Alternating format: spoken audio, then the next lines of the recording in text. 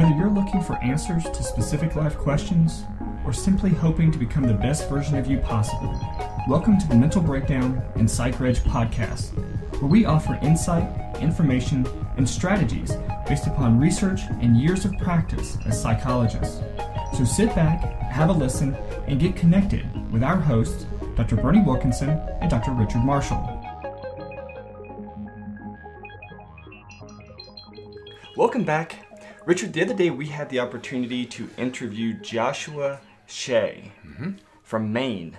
From Maine, Central Maine. Central Maine, from our same time zone. Right, we haven't done an interview in a long time, but and we had worked on scheduling this interview for a while. For a long time. Right. Weeks. Between our different schedules and stuff, it was difficult to schedule. But interesting interview, though. Yes. Title of his book is... It is The Addiction Nobody Talks About. Nobody talks about. And yeah. So it was all about pornography addiction and alcohol addiction. That's right. He tells his story, essentially, but not in a prurient way, or not in a... He really traces his business successes and talks about he was successful in all these ventures, but he was doing it at the cost of his family. Right. Gave up his family, and then he gradually drifted into addictions. And it wasn't. What's interesting about his story is it wasn't a single addiction. There were several areas where he went off the rails, and he wanted to tell that story, that it wasn't just alcohol. Right. Yeah, we've interviewed people who work. Who've struggled with addiction and now work in the addictions field, trying to help other people and everything. So it was really interesting to talk with someone who experienced addictions, right, but isn't necessarily now working as an addiction counselor or anything like that. He's working to raise awareness, especially as it relates to pornography addiction, because that's, as the book entitled, it's an addiction that not many people talk about, and we don't really know very much about it. Right. There hasn't been a lot of research because it's a topic that many people avoid. But the other thing that was interesting about Josh, and I guess we're almost on a first name basis with him now, is that he was a magazine publisher and a writer himself, and so he's able to write and explain in very graphic ways his rise and fall, and that's what was interesting about this, is that he was able to articulate very clearly, and really understands. He's been sober, I think, for 4 years, right? And so he's had time to get some perspective, but also to articulate his rise and fall very well, right? Very easy to understand, very readable. Right. It's a fascinating story as you watch his rise and then his fall, because he entered a tough market, that magazine publishing. Right. When most magazines are going out of business, he develops a successful regional magazine. Right.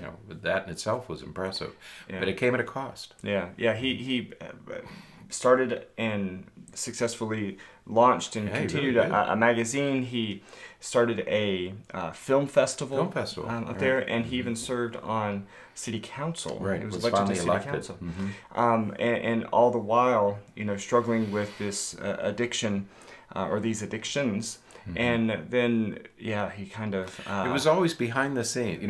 When he tells the story, he talks about his rise in business, but he keeps this second story going about his increasing addiction. So as his business and publishing fortunes rise, at the same time his addictions are increasing, and you realize very early that there's a race between these two things, and you know that something calamitous is going to happen eventually. You just don't know when. So it's a fascinating story. It is. So take a listen. Let us know what you think. We'd love to get feedback. The link to his website is in the show notes. It's recoveringpornaddict.com, and you can get information about the book and other. He blogs and offers lots of other information. And the other thing I like about this that he brings out, he doesn't bring it out explicitly, but in many ways, addiction is addiction. It almost doesn't matter what you're Right. addicted to. Yeah. Addiction is addiction. It comes from the same brain regions and the same brain chemicals. So be careful. Yeah. That I think that's the warning here is be careful. Absolutely. So, all right. Well, here's the interview. Enjoy.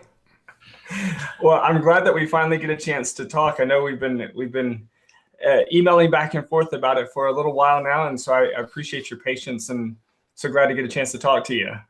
Yeah, I am too. This has been an interesting process, promoting my book and learning how these types of things work. And I appreciate you hanging with me and still having me on. No problem. Glad to do it. It's good to talk to you finally after reading the book and waiting all these weeks. So good to finally make. And it's nice to talk to somebody who's actually read the book. Well, more should. Yeah. Well, a lot of these shows I'm learning nobody is at all prepared. Oh, really? Yeah. Okay. Yeah, for the most part.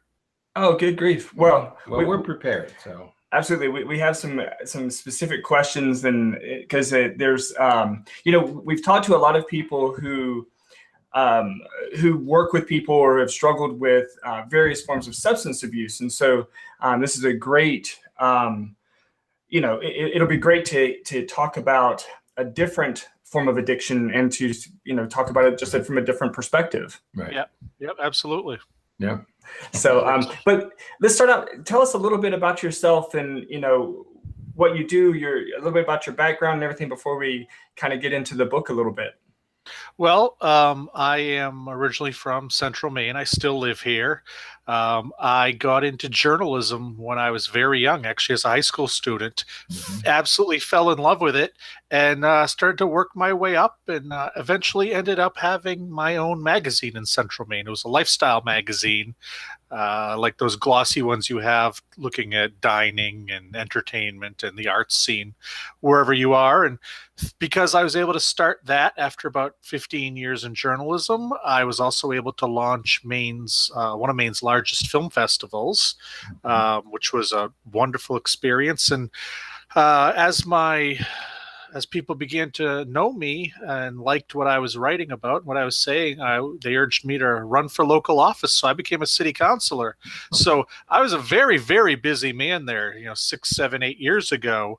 But what people never really realized was that I was hiding both a pornography addiction and an alcohol addiction, and was doing a darn good job hiding it for many, many years.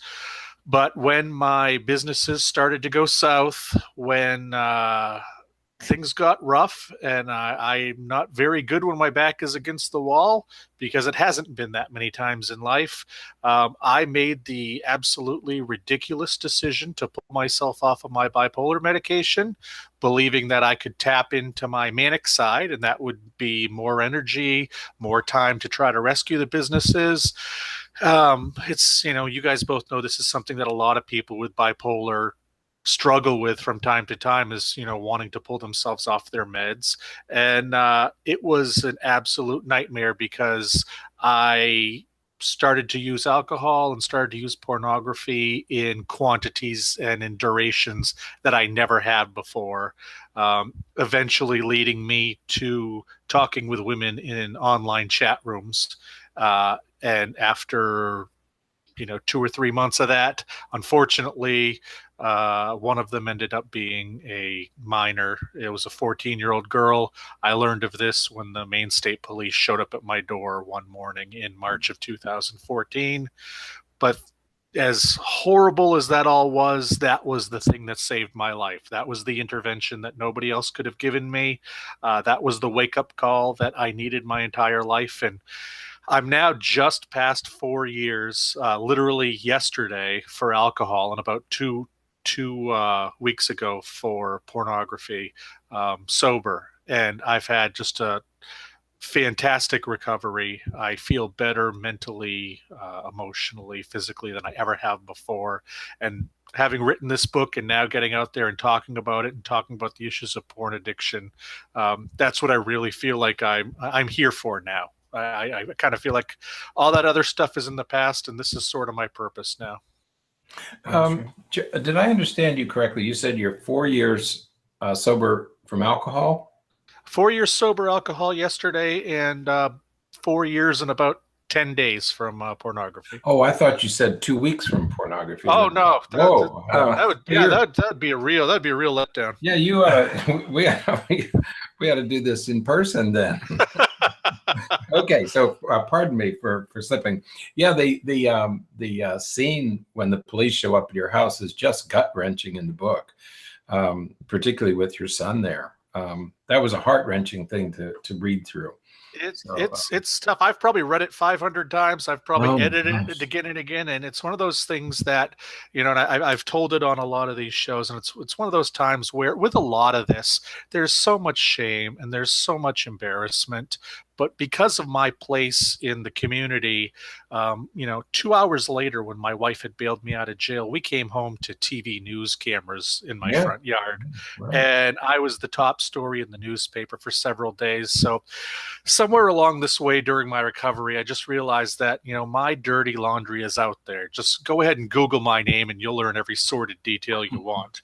Right. And if that's the case, I might as well see what I can do to make this for good. Right. And I understand why a lot of people run and hide. I get it. But I was already out there with this, so I might as well see what I can do to make some good out of it. Well, that sort of anticipated one of our first questions, because you talk about why you wrote the book in that section, A Note from the Author. And I was going to ask you to summarize for our listeners why you wrote the book, but you sort of did that in that last explanation. You were already out there because you were a real celebrity.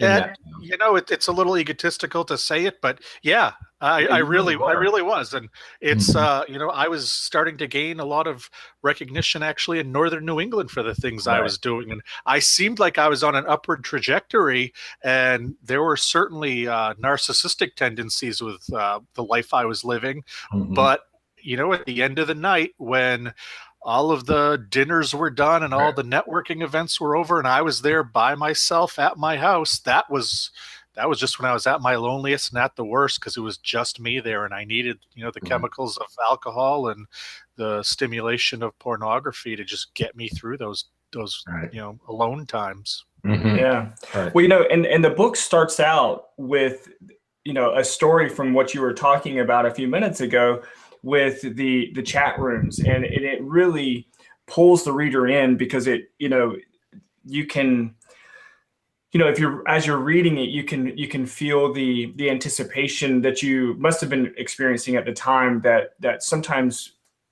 really fuels addiction and fuels that what we'll talk about later with the dopamine that you talk about, really kind of drives some of those behaviors. Oh, absolutely. And when I put that part of the book, that is, to me, the most graphic part of the book. Mm-hmm. I really worked hard in finding a publisher who didn't want to make this tawdry.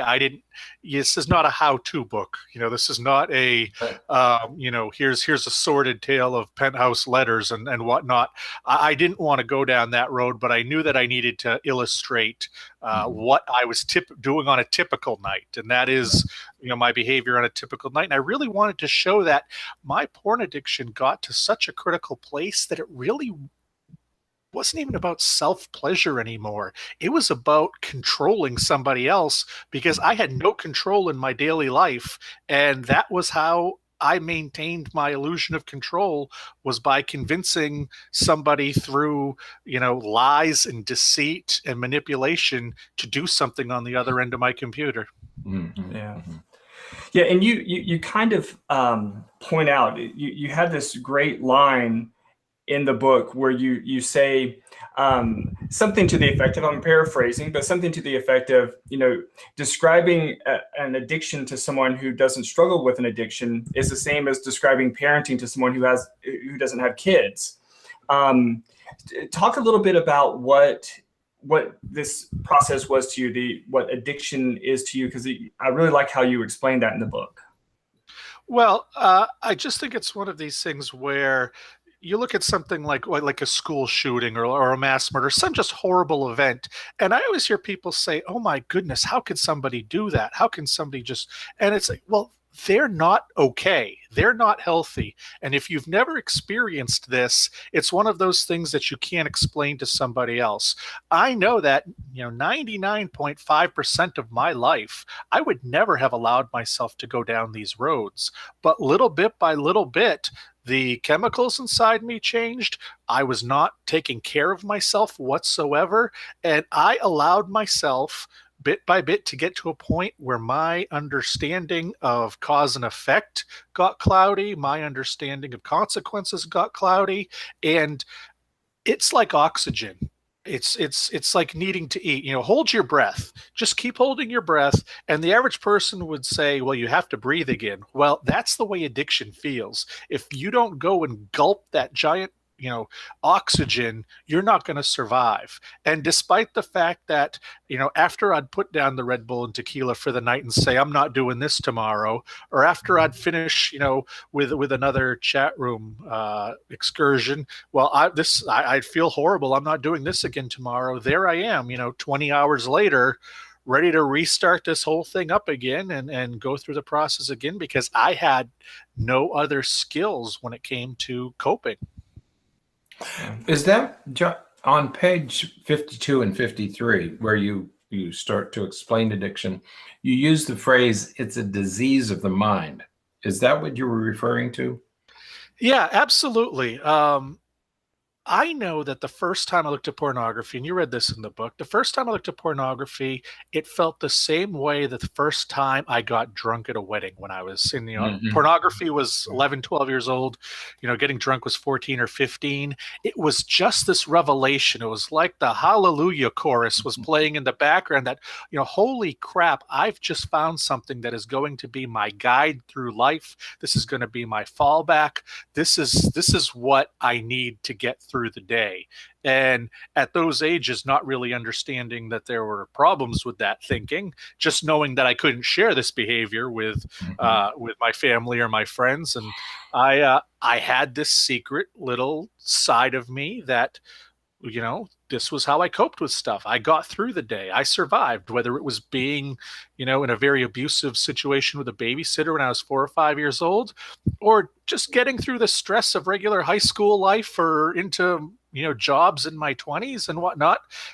This was always my backup. Here I am. If I'm in public, well, I can drink. If I'm by myself, I can utilize pornography. These two things are going to make me feel better. So those, I see a bunch of folks in their 20s who use marijuana that way. They know at the end of the day they can go home. No matter how bad the day is, they know at the end of the day they have their little friend there at home, and everything is okay. Everything becomes okay. So that's what pornography meant to you. Yeah, but unfortunately, when things got really bad, at the end of the day, I could have some Red Bull and tequila, and maybe I'd look at porn. This is through for most of my life. But when things got really bad there at the end, the normal day, it wasn't, the average person who goes home and, takes a couple hits off their bong. Well, there aren't enough bong hits that you can take when you reach a certain place in your life. So, well, I've got to put the marijuana down and I've got to move on to something else. Right. And that's kind of the way that it was for me, where I was able to maintain with how I drank and how I utilized pornography for 20 years. But when everything really came down at one time, I was lost, and they both became very critical. And that's when going off your medication made such a crucial difference, right? Because that was absolutely. Right. Mm-hmm. Yeah, that was such a mistake. And I don't know that we wouldn't be talking about the same ending to my story just a little further down the road. Right. I think that the medication absolutely speeded up my descent, but with the alienation from my family, with the slow increasing use of alcohol, with my companies slowly falling apart, getting off my meds just made everything go a lot faster. It was this was a runaway train, and if the police hadn't shown up at the door, something was going to get me anyway. I should have driven my car into a house for how many times that I drove drunk stupidly. It happened to be that the pornography was the thing that finally took me down. Right. But something was going to, and I think I say this in the book. I only give even odds that I'd be here talking to you today if the police hadn't shown up. Yeah, there's a number of ways this could have ended badly for you. But I wondered about that. That was one of the questions I had, that had you not gone off your medication, this was inevitable anyway. Probably. It's just that the medication hastened it. It hastened the demise, because everything was crumbling. Everything was falling apart. Right. Yeah. One of the things that I think when we try to talk and teach about some of these difficulties, it's always interesting to talk about. It almost ends up being a chicken or the egg thing. You were talking about your bipolar medications. You were talking about when you were first exposed to pornography and first exposed to alcohol. As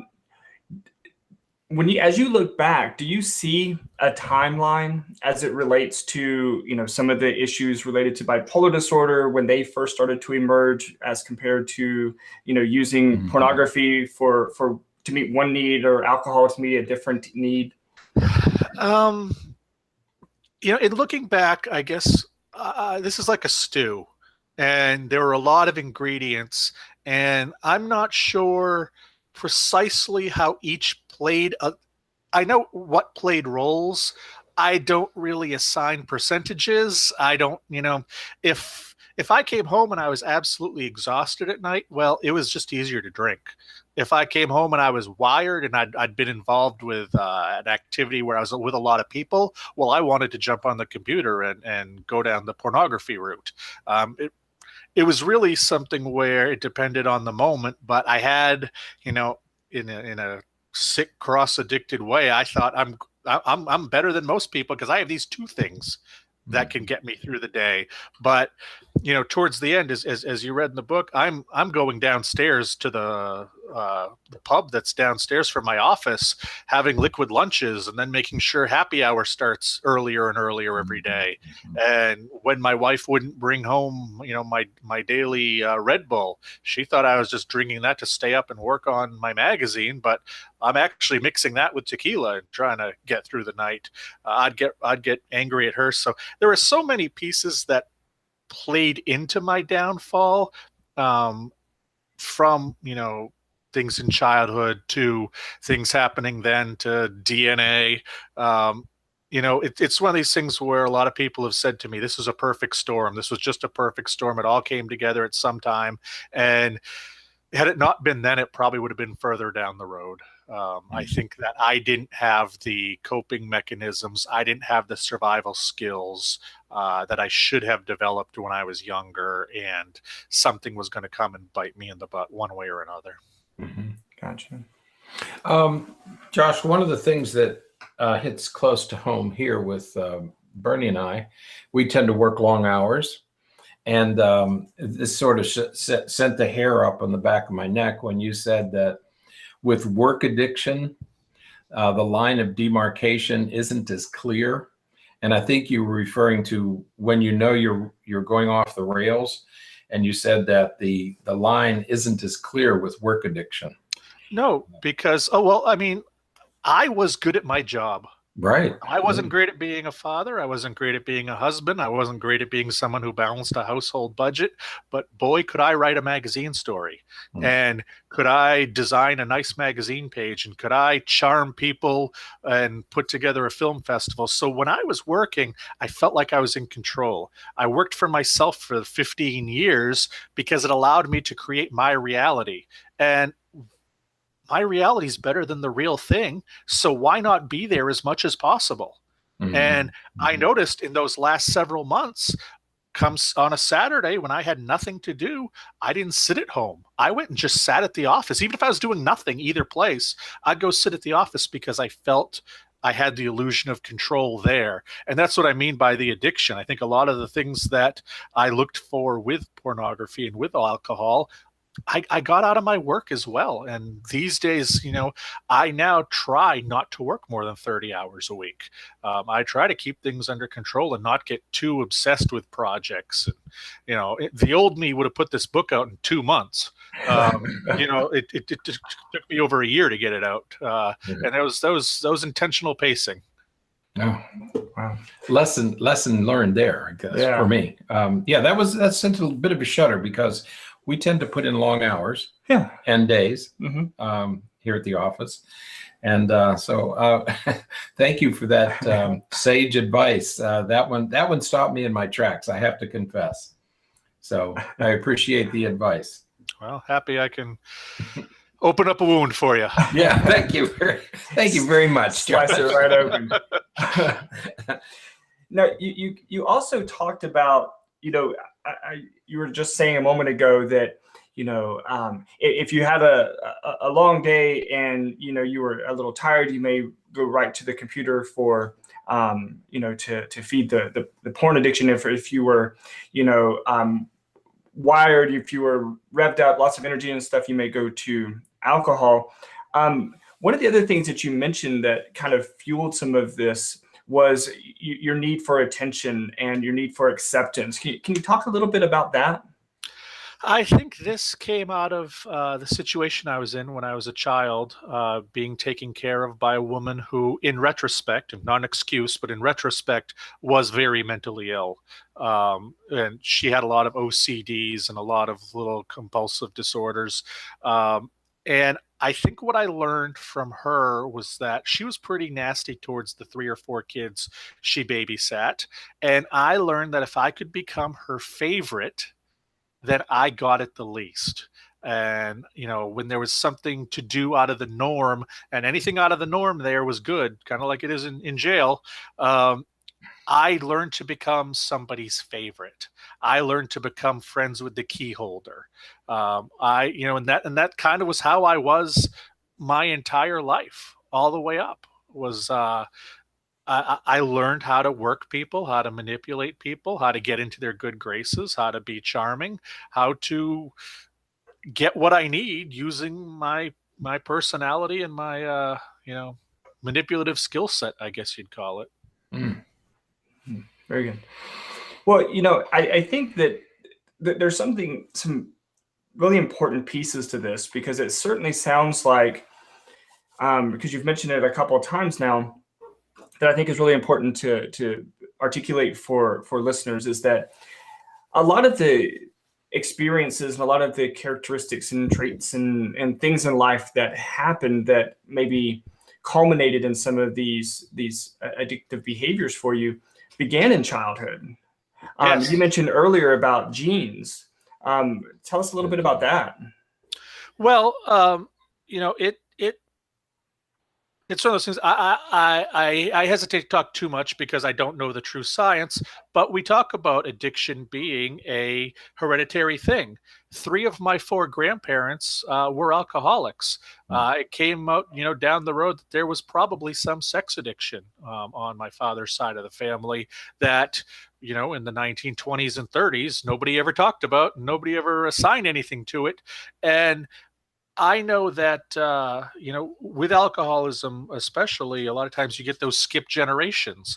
And I can look at myself and my cousins and my uncles and my aunts and my dad, my mom, they're pretty much teetotalers, to the point where it's almost over the top how they didn't touch alcohol. And I think that may have played a role too.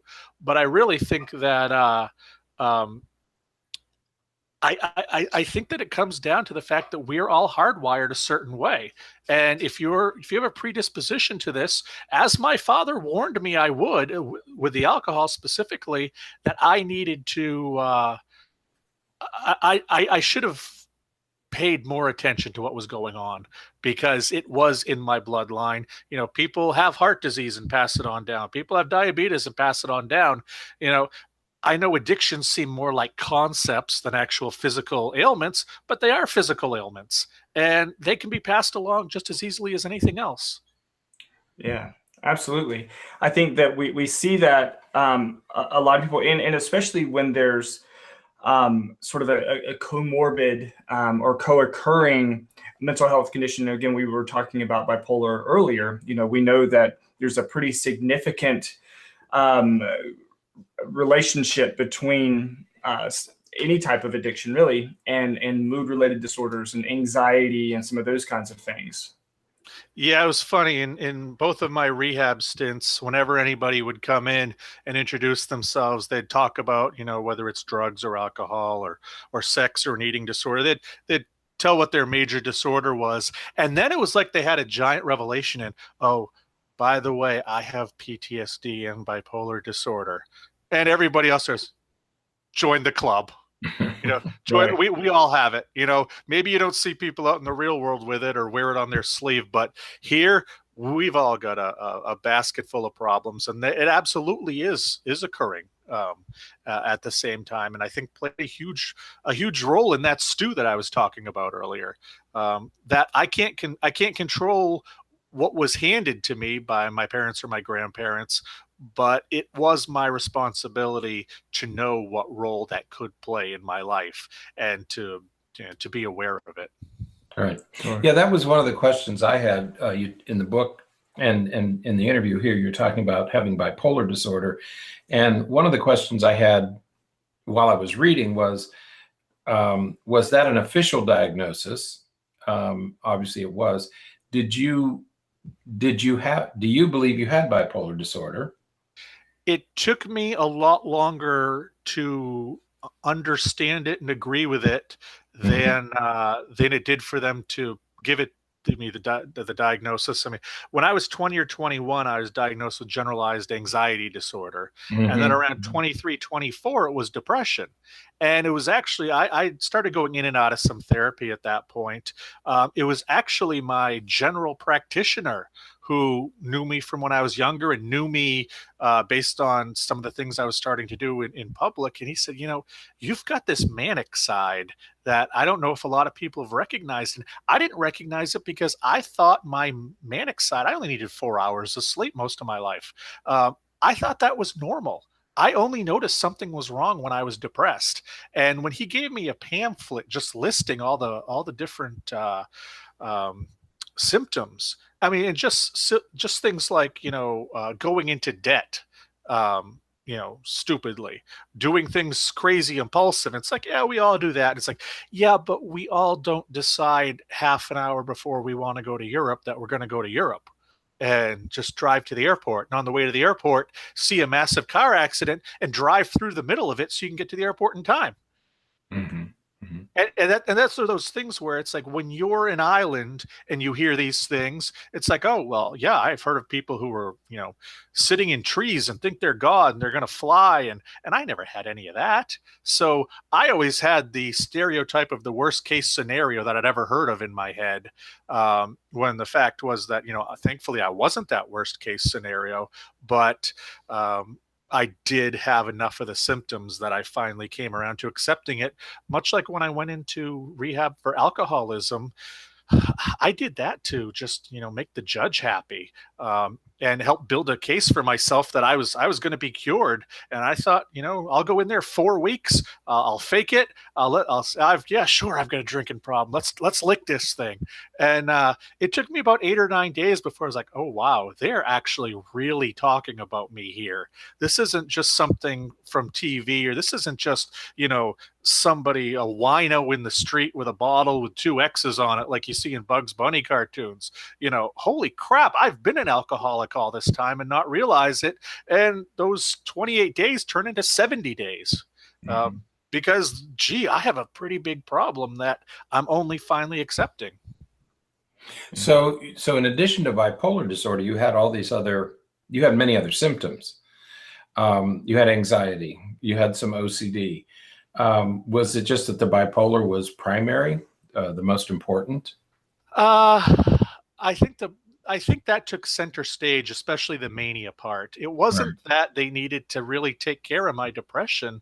It's that my mania at 24, 25 years old was leading me to make some crazy choices.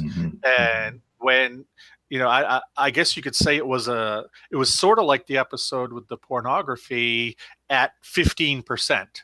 And we were able to stop it, nip it in the bud. But I was starting to do some, crazy things, quote unquote, and, starting to make unhealthy choices. And that's what kind of pulled my doctor in to say, I know you well enough and something's going on here. So, and as I'm wont to do, when he gave me that diagnosis, I then just researched the heck out of it and read enough to really come to understand that while there's no blood test for bipolar disorder or a lot of these disorders, the symptoms fit the behavior. So, he's the one who has the letters after his name. So I'll tend to agree with him on that one.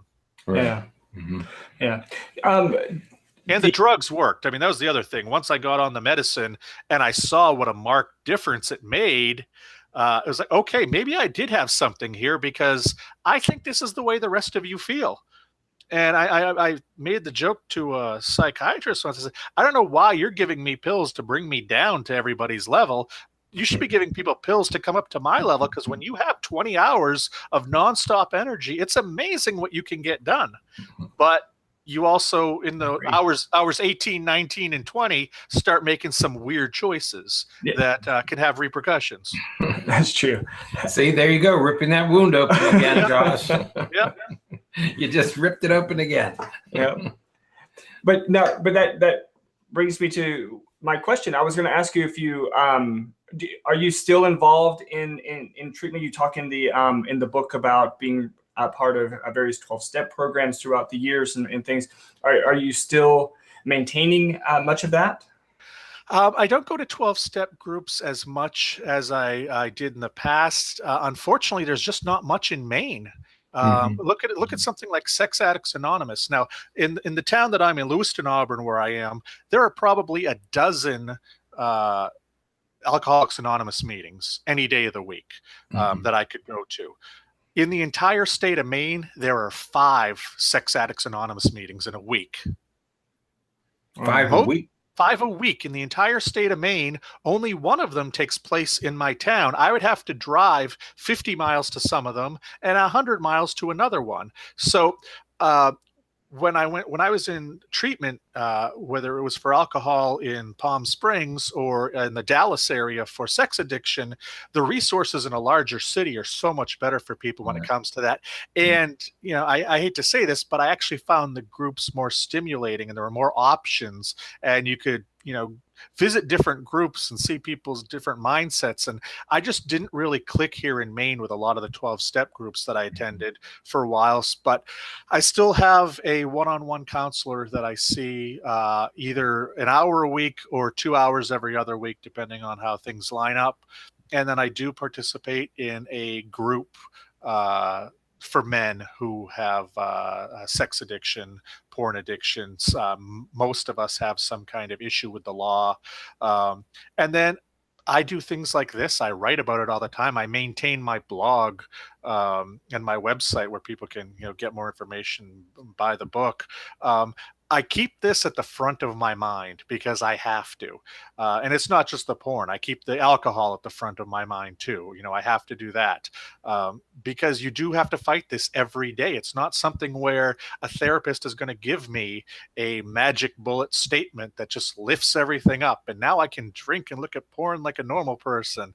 And, that doesn't happen for me, and that's not going to happen for me. I can't believe I'm 4 years sober. Technically, I am at the end of my probation very soon, so I could actually drink again legally, but that's a bad idea.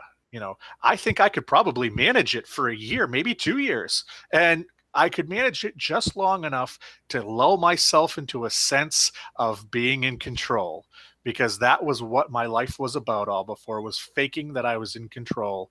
And now I just have to recognize I'm not completely in control, and I have to be diligent when it comes to maintaining the recovery with my addictions and my mental health. Well, Josh, that leads to another question I had, because you mentioned some statistics in your book that we know about 40-some% are struggling. Do you have any idea how many men, I think we should mainly talk about men.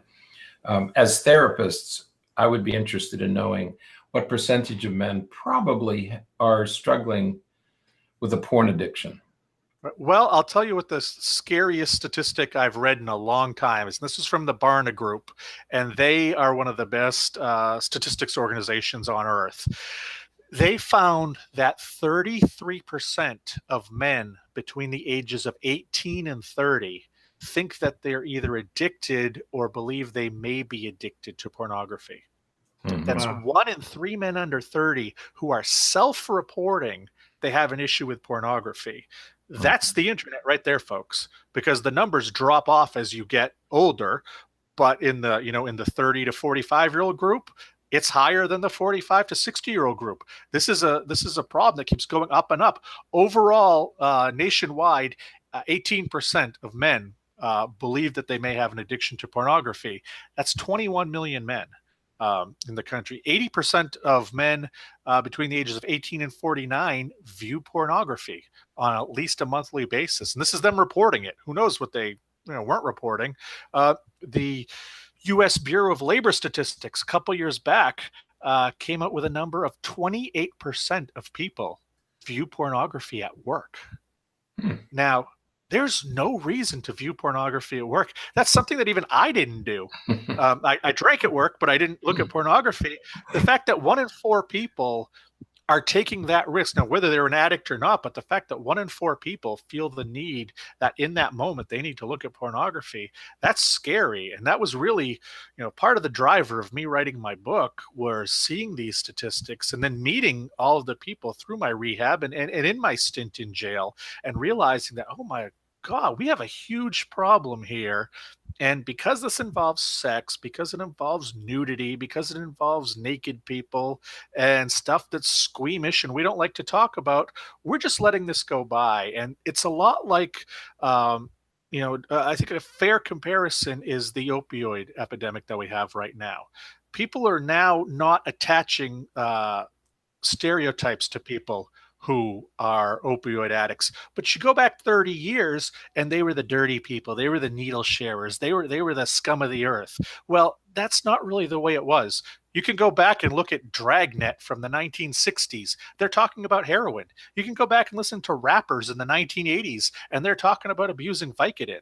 It's not like we didn't see the opioid crisis coming. We just chose not to do anything about it because we thought the people who were suffering were not worth our time, when it turns out anybody can be an opioid addict. And in writing my book, I tried to drive home the point that, on the outside, nobody would have guessed I was a porn addict, but I was quite a severe porn addict, a severe alcoholic.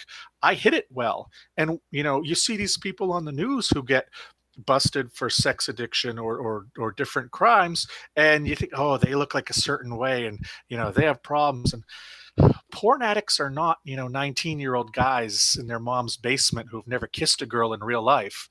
I met lawyers and doctors and teachers, men, women, rich, old, white, black, fat, thin, and every type of person can be a porn addict. And the way that our society is reacting now to the opioid crisis, we can't do this with pornography 30, 40 years down the road.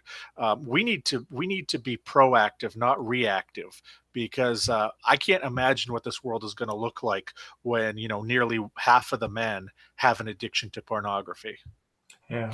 Well, Josh, from a clinical perspective, if we have a patient who looks, and we get the impression that maybe there's some addiction lurking here, I guess you're saying we should also consider porn addiction. I mean, at least investigate and ask the question. Absolutely. I mean, it's a porn addiction, eating disorder, gambling addiction. Do they have something going on that is preoccupying their life, and that is acting as a soothing mechanism and a coping mechanism for a bigger problem? Because my problem was not porn addiction. My problem was not alcoholism. Those were symptoms of my real problems. And I had to deal with those real problems before I was ever going to deal with the addiction. I talk to people online all the time through my website, and they're like, I got to kick this pornography addiction. And it's like, well, that's great. Why?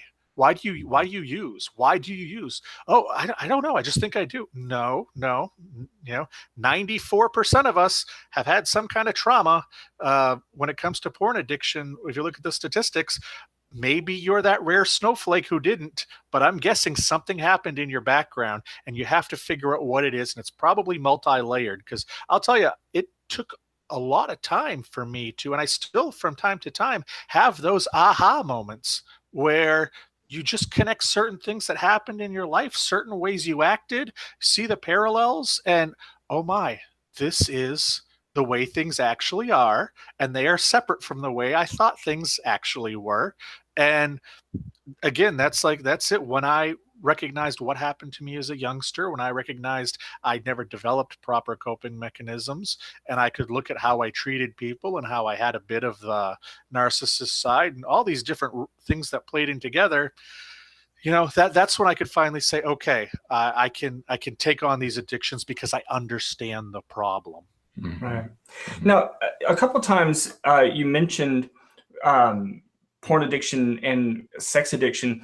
Do you see them as the same thing, something different? And the reason that I ask is because, we have people who have celebrities who have claimed to have a sex addiction, and they'll go into rehabilitation, and they receive a lot of mixed, I'll just say mixed press, because you have some who say, what is a sex addiction? What is that anyways? But I do notice, of course, that, I mentioned the opening of the book before, in that description, that very detailed, vivid description that you did offered of that experience in the chat room, there was it didn't come across, and I assume that it wasn't there intentionally. There's no mention of sex there for yourself at all. So do you see porn addiction and sex addiction as the same thing, or are they two different things? I think we need to call it something other than sex addiction. I think maybe it's a sexually obsessive addiction. And underneath that can fall porn addiction and intercourse addiction and, other things like, exhibitionism and some of these other disorders that are of a sexual nature. I think that's really what it should be. There's a family of addictions that fall under this whole thing. But when you say sex addiction, people immediately start thinking, you're talking about hooking up with somebody. You're talking about intercourse. And that was never, ever my issue. I mean, I've been married for now 15, 16 years, faithful as the day is long. That was never my issue. Might it have become down the road? Who knows? But it wasn't. I think that it really should be intercourse addiction, porn addiction, like I said, some of the other addictions, all under the umbrella of a sexually obsessive addiction. Right. Gotcha. If I was writing the DSM, that's how I'd do it.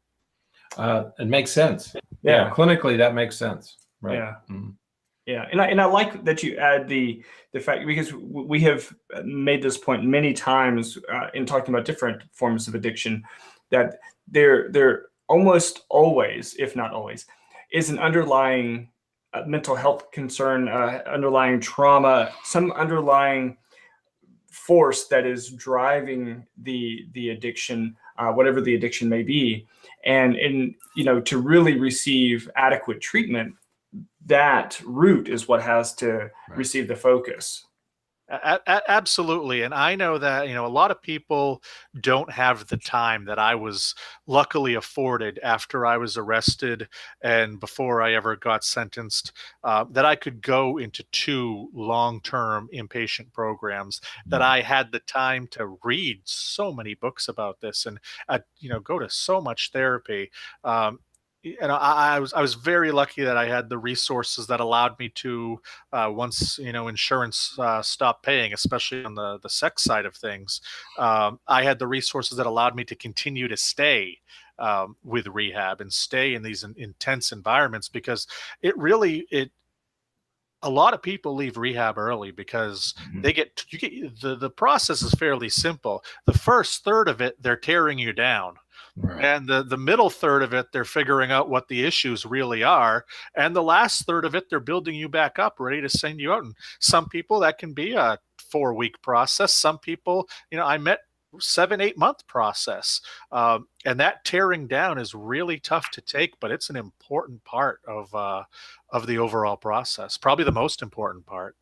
Absolutely. Absolutely. So, well, before we wrap up and let you go and everything, if anyone's listening that thinks that they may have a porn addiction, or thinks that their teenager or their spouse or loved one may have a porn addiction, what advice would you offer as far as getting some treatments or some response started? Well, before I even do that, I'd make sure that I was capable of doing two things. I'd make sure that I was capable of not being judgmental, and, okay, whatever your proclivities are sexually, those are your proclivities. They're not everybody's. Don't judge other people, especially if it's someone close to you. If someone close to you tells you that they did something that you just find morally reprehensible or gross or whatever, do not judge. Because that's one of the biggest things that's stopping us right now is judgment. I think that's stopping kids from talking to their parents about it, spouses from talking to each other about it. There has to be no judgment. And the other part is it has to be safe. You have to feel like, the world is not going to come down on you, that we're going to move forward and it's going to be better, because otherwise, why bring it up? So Right. if you can create an environment for those two things to happen, I think that you can then talk about, well, is this at a critical point where we need to get you into some real help? Let's have you go talk to a therapist and just talk about what's going on. And if the person absolutely denies that they have an issue, you almost have to just, okay, and bring it up again soon after, and keep looking for red flags. Unfortunately, if it's under 18, child under 18, you can do certain things, but if this is your adult brother or your partner, you can't throw a net over them and drag them off to the hospital. Right. This is a slow process, and because a lot of people truly believe they don't have a problem.